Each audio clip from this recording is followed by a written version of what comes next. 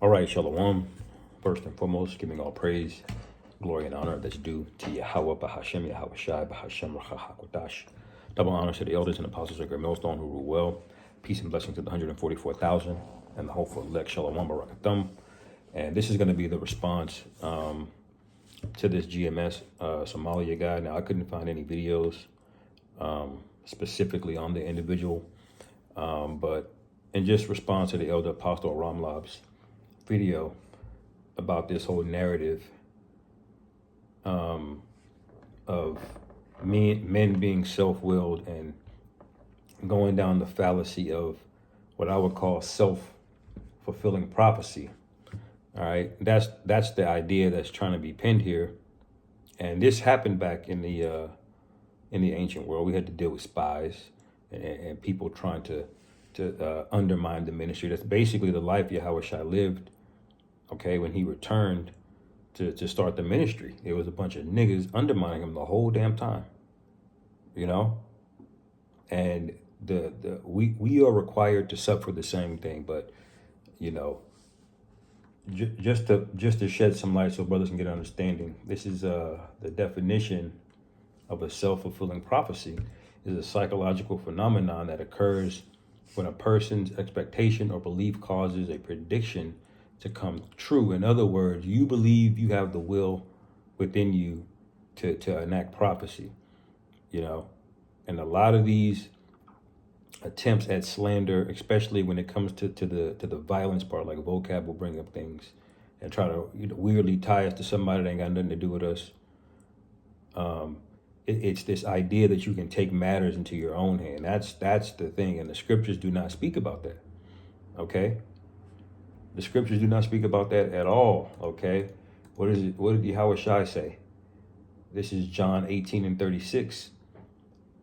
It says, Yahweh Shai answered, my kingdom is not of this world, but if Salakia, my kingdom is not of this world. If my kingdom were of this world, then would my servants fight, that I should not be delivered to the Jews, but now is my kingdom not from hence. So the Lord is basically telling you that we don't have the kingdom yet. There's a season where Satan rules. Okay, so anybody that's telling you that they're going to overcome prophecy or just disregard the scriptures in terms of what you're supposed to be doing, that's absurd, because that's literally not what we believe or teach, you know. But let me go back.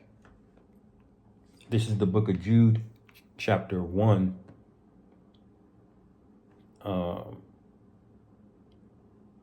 start at verse 3. It says, beloved, when I gave all diligence to write unto you of the common salvation, it was needful for me to write unto you and exhort you that ye should earnestly contend for the faith which was once delivered unto the saints. And see, this is why it's important to have a spirit of diligence. This is why I respect the organization of Great Millstone, because there's a full emphasis on being diligent. This is how you can tell the level of dedication that you're dealing with. It's very good of sussing out niggas in the camp who ain't right, let alone a spy. Now, there's going to be spies among everywhere, you know.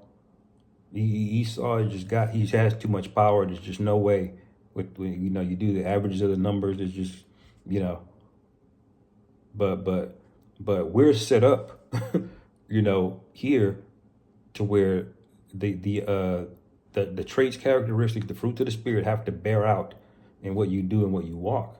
And so it's a lot harder to hide here, but there's going to be spies, man. Or you just going to have bug outs like this nigga. That's what it sounds like.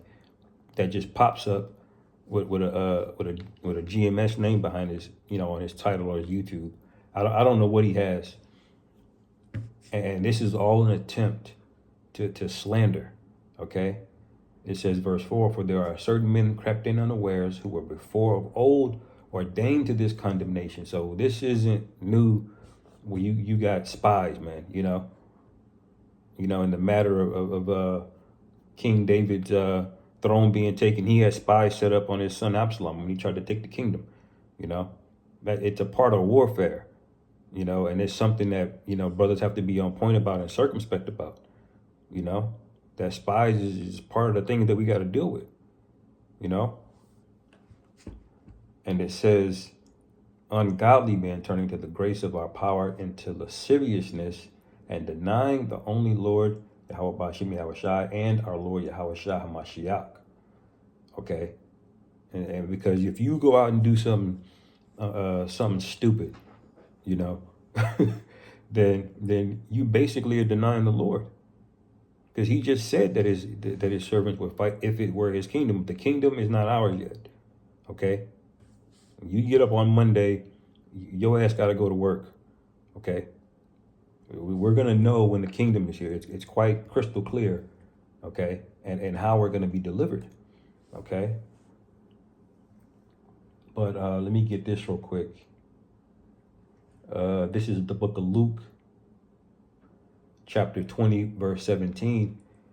It says, and he beheld him and said, Yahweh Shai speaking here, what is this then that is written? The stone which the builders rejected, the same is become the head of the corner, right? Because and we come up in the state of Yahweh Shai, who was rejected, okay, and got looked at funny, you know, when he came back, even though you had his lineage, okay? So there shouldn't have been any question of it. But what did you have? You had a bunch of niggas set up, you know, because Yahweh Shai gave the parable that this is likened to a lord of a vineyard, and he left his husbandman there to look over it, and when he tries to come back, they reject him. Okay? He gave that parable because that is the scenario that's playing out, you know? Because in order for us to have a spy, you basically have to be an Israelite, you know, by patrilineal descent. That I mean, you're a seed of Jacob, because he has to get somebody that looks like you to undermine you, you know. It says, verse 18. It says, whosoever shall fall upon that stone shall be broken, but on whomsoever it shall fall, it will grind him to powder. All right. So Yahweh Shai is just basically telling you, look, there's nothing you can do about me being king and this being, you know, my throne that is to come, you know, but they perceived it as him being carnal and talking. And you know how niggas do, they twist your words, you know, and this was just another thing that they added that led toward their justification of trying to get the Lord crucified, you know. But what was the Lord talking about when he said, whomsoever shall fall upon that stone shall be broken, and whomsoever it shall fall? Because we know that he did sacrifice his life on the cross. So that didn't happen in this time. He's talking about the time that's to come. And that went over their head. And they used it to justify violence. So this thing is to be taken seriously, brothers. You know?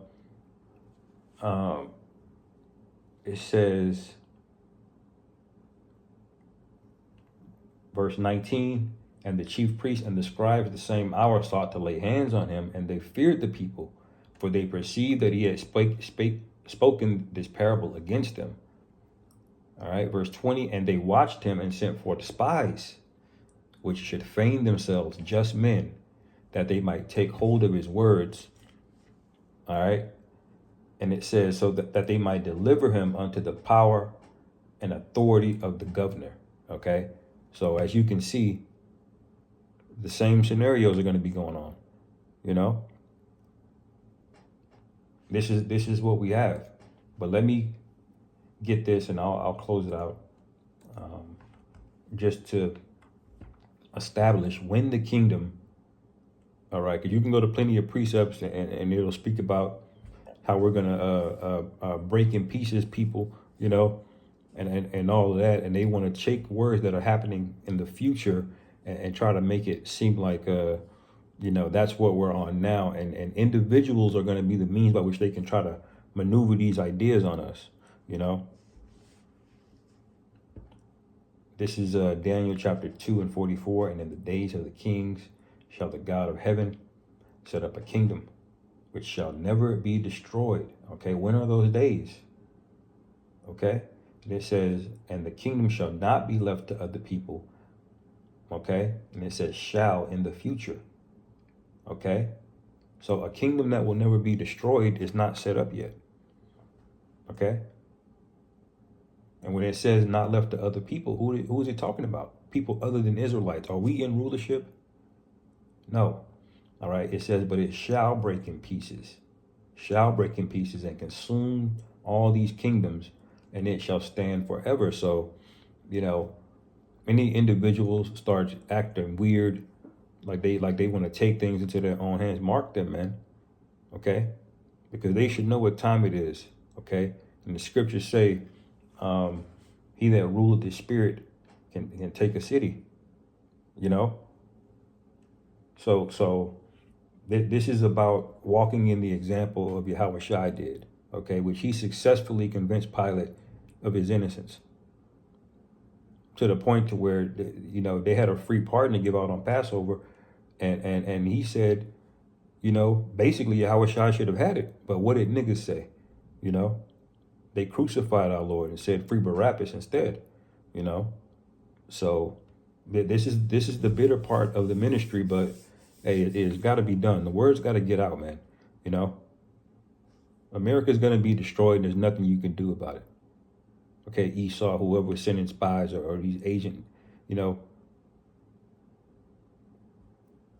Anyway, I'll end it there, man. Lord willing, this is edifying. On to the next. Shalom.